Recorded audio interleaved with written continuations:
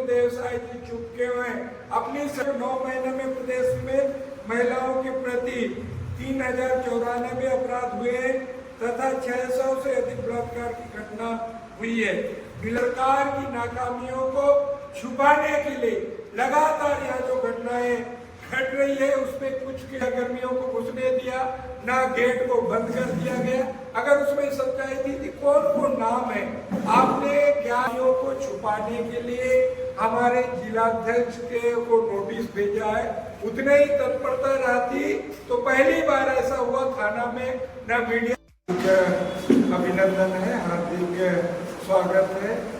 आज देश भर में महिला सुरक्षा को लेकर पूरा देश में उबाल में है। छत्तीसगढ़ में 9 महीने की माननीय विष्णुदेव सरकार जो लगातार घटनाएं घट रही है, पश्चिम बंगाल में जो घटना घटी उसको लेकर भारतीय जनता पार्टी के सभी नेता अपनी बातें कहते हैं, मगर छत्तीसगढ़ में जो घटनाएं घट रही है उसके बारे में कोई नहीं कहता।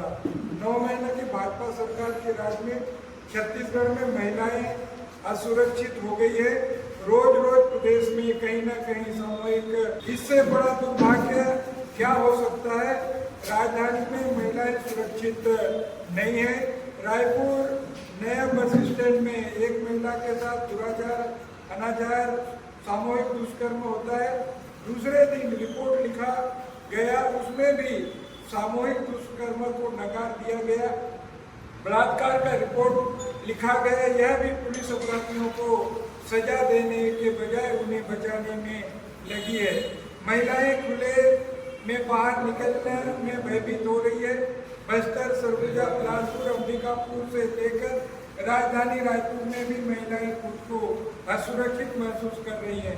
बेहद दुर्भाग्य बलात्कार जैसी घटनाओं को भी छुपाने और अपराधियों को बचाने का काम कर रही है। अभी तक 9 महीने में प्रदेश में महिलाओं के प्रति 3094 अपराध हुए तथा 600 से अधिक बलात्कार की घटना हुई है।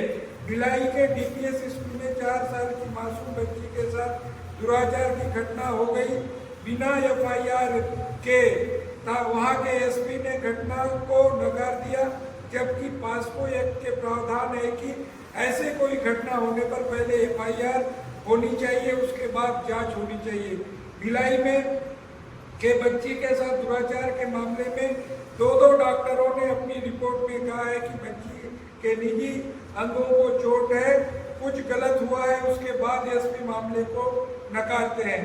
हम पूछना चाहते हैं पुलिस ने एफआईआर कब किया, मेडिकल बोर्ड का गठन कब हुआ, बच्ची का स्वास्थ्य परीक्षण कब कराया गया। घटना सरकार के संज्ञान में था, सरकार ने कार्यवाही क्यों नहीं की।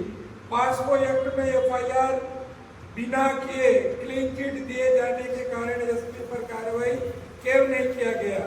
रायगढ़ के पुसौर में एक आदिवासी महिला के साथ 14 लोगों ने दुराचार किया।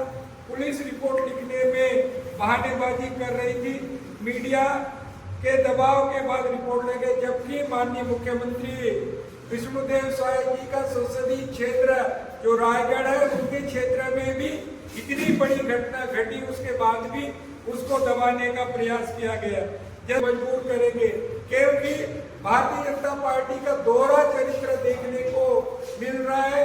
अगर दूसरा प्रदेश में दूसरे दल की सरकार है तो उसको अस्थिर करने के लिए राज्यपाल से लेकर राष्ट्रपति तक बयान देते हैं। महामहिम राष्ट्रपति महोदया द्रौपदी मुर्मू जी जब पश्चिम बंगाल की घटना को लेकर अपनी बयान दे सकती है तो छत्तीसगढ़ के अबोध हमारी बहनें, बेटियां, चाहे देश के राष्ट्रपति महामहिम द्रौपदी मुर्मू जी, प्रदेश के मुख्यमंत्री माननीय विष्णुदेव साय जी चुपके हुए अपनी सरकार की नाकामियों को छुपाने के लिए लगातार यहाँ जो घटनाएं घट रही है उसमें कुछ क्यों नहीं बोलते।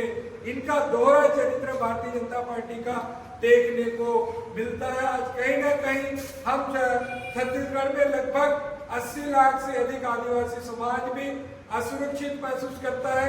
छत्तीसगढ़ के में लगभग जो 16% लगभग जो सतनामी समाज है वो असुरक्षित महसूस करता है, उसके साथ अन्याय लगातार उन समाजों के साथ अन्याय कर रही है। भारतीय जनता पार्टी के 9 महीने की सरकार ने दिखा दिया था, इनका चाल चरित्र अलग अलग है, दिखाने की दांत अलग है, खाने के दांत अलग है।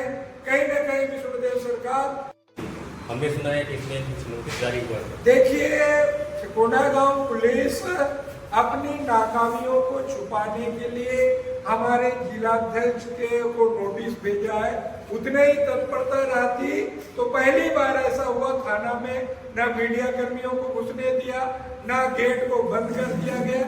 अगर उसमें सच्चाई थी कौन कौन नाम है, आपने 11 लोगों को पकड़ने का आपने कहा है और गाड़ियां जब्त करने की बात कही, तो उन गाड़ियां किसके किसके गाड़ियां हैं, कौन कौन व्यक्ति थे जुए में पकड़ा गए, तो उसके बारे में आप क्यों नहीं कहते। ऊपर से हम अगर कोई बात कहते हैं उसको दबाने का काम या हिटलर शाही कोंडागांव पुलिस कर रही है।